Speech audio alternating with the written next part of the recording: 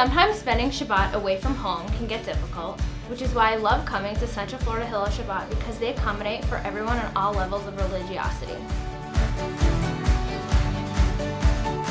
So being an engineering student is very, very stressful, and coming to Shabbat at the end of the week is a very nice way to relax and kind of wind down the week. Hillel's really special to me because this is where I've met all of my best friends. It's where I come to hang out with them. UCF has over 6,000 Jewish students, but at Central Florida Hillel, we can build a bigger and stronger Jewish community.